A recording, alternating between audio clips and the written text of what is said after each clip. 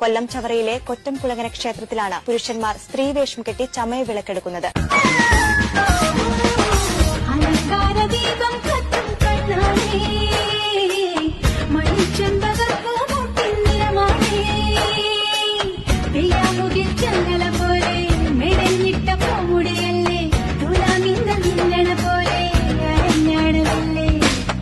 തങ്കമേ നിന്നെയുരുക്കാൻ കൊതിക്കുന്നു പൊൻവയിൽ വെങ്കല